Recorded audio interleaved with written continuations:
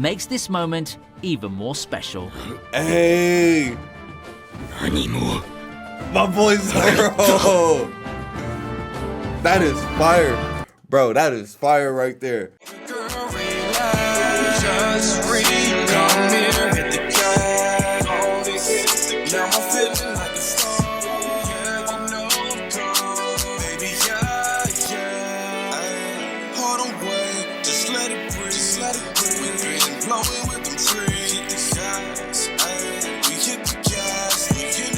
What's good? Dark Knight Gang and it's Stan Gang. Today I'm about to do a video from VinnyTube. Shout out VinnyTube. You already know I mess with the homie channel heavy. This one right here is top 10 most badass moments in One Piece. Y'all requested it. Don't trip, you know I got y'all. I'm back watching One Piece. I'll keep it a stack. However, I'm going to watch it slowly. I've already told you guys this before. You already know. One Piece is a pretty good anime. Character development, everything is great. It's just so, bro, it's a freaking journey, you feel me? And I have a lot of other things that I'm doing in my life. So this journey, my One Piece journey is going to be a little slower, I'll be honest, because I'm not just focused on One Piece, you feel me? Like you guys know, I do a lot of stuff, bro. So I can't just be focused on One Piece. But yeah, man, I'm ready to see these moments. This is the last video I'm going to react to today. Everybody have a great day. Continue to go after all your goals and dreams. You already know what's up, Dark Knight Gang. I'm trying to teach you guys that, listen, you can do and you can become whoever and do whatever you want to do in this life. You as a man, just make a plan, have a plan, go after it, and achieve it, bro. Let's hop into this video. One Piece. Let's go.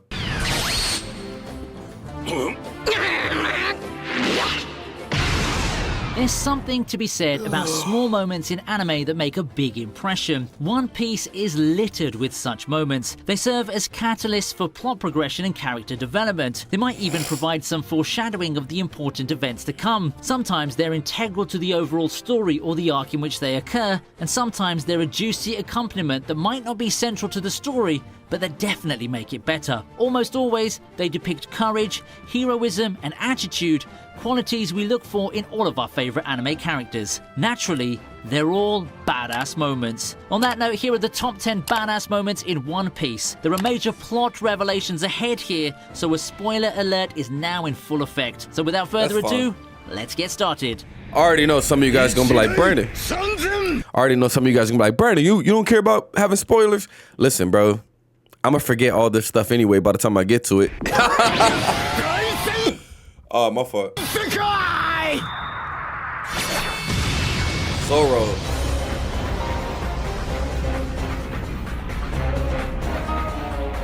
At number 10, we have the moment when Zoro cuts Pika in half. The shape-shifting enemy that can turn an entire country into a part of his body gives the Straw Hats immeasurable trouble in the Dressrosa arc. They might laugh at his squeaky voice, but they know better than to make light of one of the top 3 officers of the Don Quixote family. So, to see Zoro, who spent a lot of his time in Dressrosa wandering off and getting lost, cut the stone monster in half is immensely satisfying. He then proceeds to slice and dice Pika, forcing him to reveal himself in his true form. Pika's defeat is proof of Zoro's growing strength and skill. It takes him that much closer to his goal of becoming the world's greatest swordsman. His belief that there's nothing he can't cut makes this one of those moments you can't help but cheer loudly for.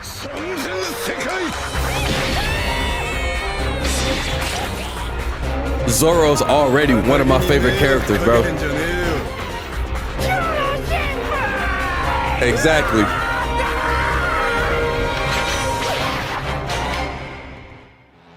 I'm low-key hyped to continue my One Piece journey now, bro. This got me hyped just from the first moment.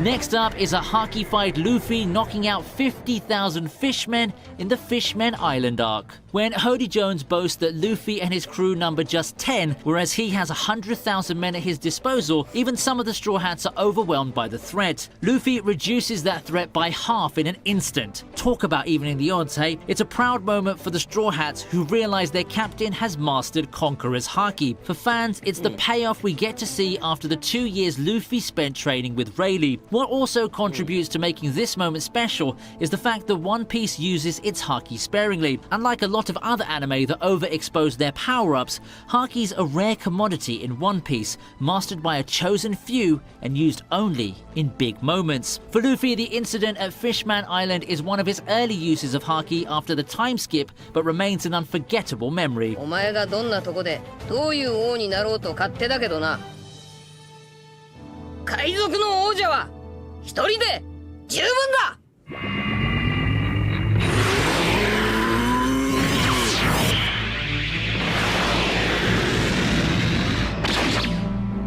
It's another one-man show at number 8 with Law cutting Punk Hazard in half. For all of his lectures to Luffy about the virtues of lying low and fighting cautiously, the captain of the Heart Pirates is known to make some big and bold moves every now and then. Challenging Doflamingo to a fight for purely personal reasons is one, plotting the fall of Kaido is another. As for his flashiest moment in battle, it's without a doubt his dismantling of Virgo and the island of Punk Hazard. Showing that he's one of the most imaginative devil fruit powers around, Law needs just one swing of his blade to cut Virgo in half, despite the latter's body being entirely armored in Haki. In the process, the facility, which produces the main ingredient for Doffy's fake devil fruits, and the mountain it's built on also get carved beyond repair. Oh. It's a moment where you can't help but be impressed by the Surgeon of Death.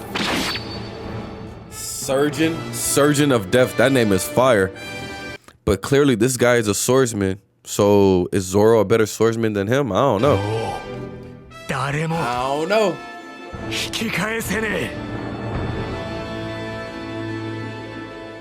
At number 7, we have a special moment from the Marineford arc, which is crowded with special moments.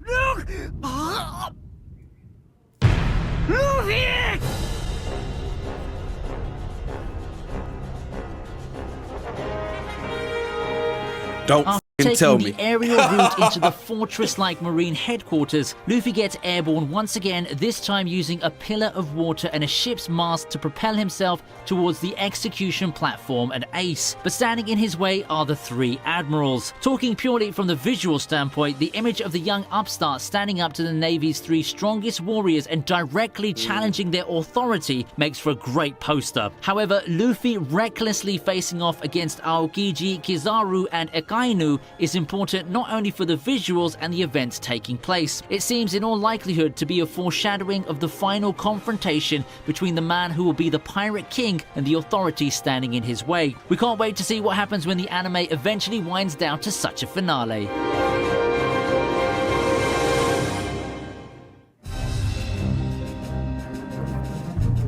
That was his motherfucking dad, bro. I hope I forget that.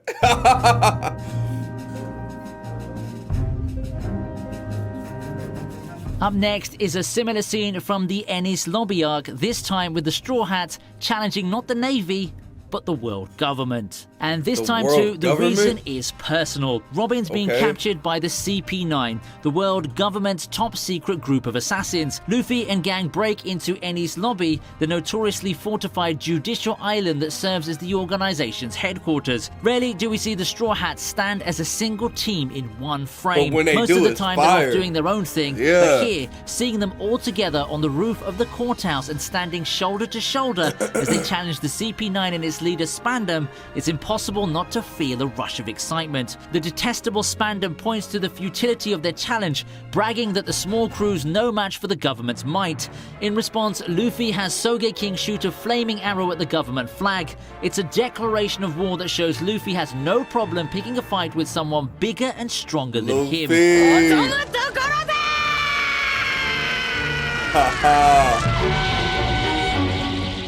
Hey, I'm getting hyped. Oh, this moment was fire too. I already remember this. This is when she asked Luffy for help. This moment was fire too.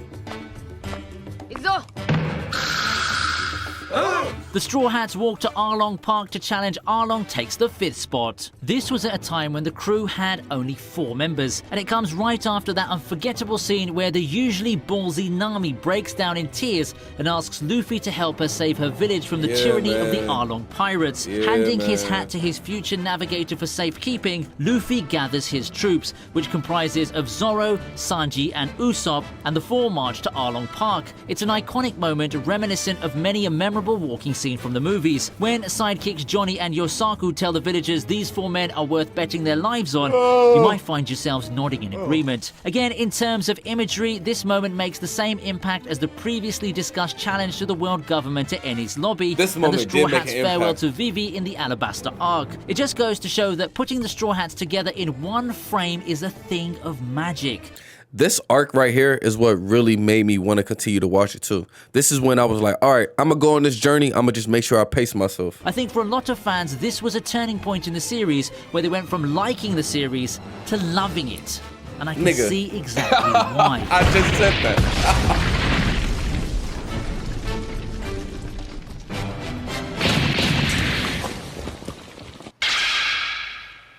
アーロンってのはどい I ain't felt this good in a minute. Own it. I ain't tryna rent it. It feel like it's third down. こいつだ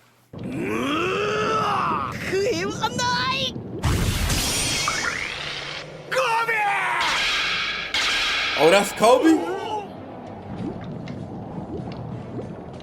The Marineford arc is the one arc in One Piece that's guaranteed to make the viewer an emotional wreck thanks to its numerous acts of courage, betrayals, and god-awful tragedy. It also has one of the most powerful conclusions as Shanks appears during the final assault and puts an end to what's now just senseless fighting. Due to this intervention, Luffy gets away safely, Akainu is stopped, thousands of lives are saved, and the fallen get the dignity they deserve in death. It's a moment that reveals the true strength of this Yonko, who's remained a mystery to us all these years despite being a central figure in Luffy's life. That fleet Admiral Sengoku is willing to listen to him, an adversary and a pirate, raises our expectations for what Shanks is capable of in the future. This is also one of the few times we see Shanks as the powerful pirate that he is, with his ship and crew by his side. Cameo appearances don't get any more powerful than this. まだ暴れ足りない奴がいるのなら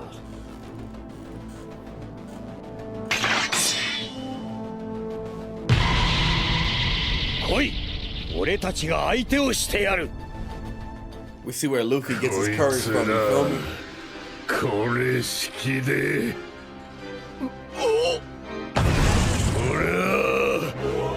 俺は白ひげだ Whitebeard's entrance at Marineford is anime legend by now. His death's even more epic, but there's a moment in between that really says a lot about the kind of man he is. There's no honor in ganging up on an opponent, even one as fearsome as the towering Whitebeard, yet the Marines single him out, throwing everything they've got at him. It's a good strategy, but hardly heroic. What's heroic is Whitebeard's response as he stops his crew from rushing to his aid. I am Whitebeard, he roars, even with his body bearing hundreds of battle wounds and cannonball smoke rising from his face. With just these words, he makes the Marines, who pride themselves as upholders of justice, look dirty and dishonorable. Okay, and those Whitebeard. aren't empty words. Whitebeard goes on to show the Marines just who they're messing with, and we can't help but be proud. I thought Whitebeard would be an enemy, like a bad character. Okay, I can't wait until I'm introduced to him. He looked like a beast, bro. お前その目はなんだい As you might already know, in One Piece, the Celestial Dragons aren't just nobility, but practically godlike. Even the carefree Luffy understands that they're not to be trifled with, no matter what atrocities they commit. Well, he gets it in theory, at least anyway, but when the idiotic Saint Charlos shoots Hachi at the slave auction and Luffy gets that glint in his eye, you know it's not going to end well for the high-handed noble. Hachi's entreaties to Luffy to let the matter slide, even going to the extent of saying he deserves to be shot, makes no difference to Luffy, who marches up to Charlos and socks him in the face. One punch and Charlos is out for the count. Apparently, that fishbowl-like headgear the Celestial Dragons wear isn't exactly much protection. What Luffy does is audacious, even for someone who's in the habit of doing the exact opposite of what he's told. But seeing a bully get what he deserves is immensely satisfying.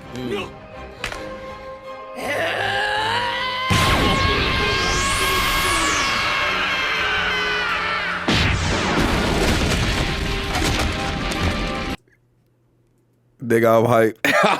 It's just something about Luffy, man. It's just something about Luffy. His courage, his determination. You know what I mean?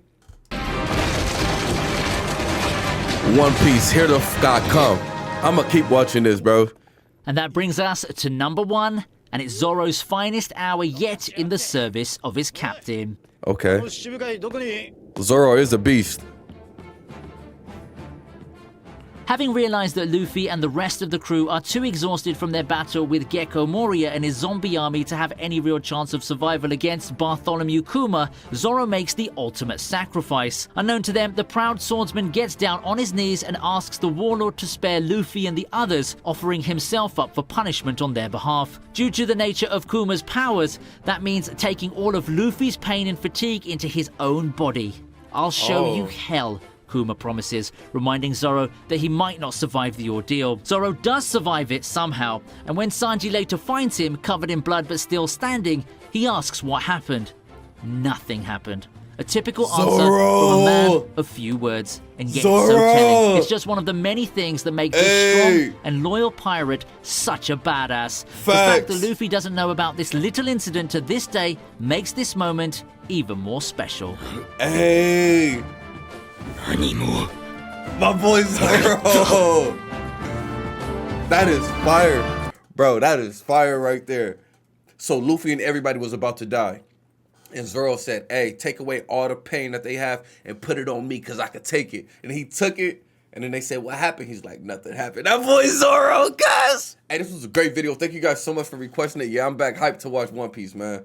I'm back hyped. That last #1 moment, I understand why you put that as #1. Zoro got so much loyalty, man. The homie is a beast. First off, I like all of them. I like all of them. I'm not going to just single out Zoro, but I'm saying, I don't know. I felt that. You feel me? I felt that, bro. But shout out to the gang. Everybody have a good day. I'm going to see you all next time. Peace.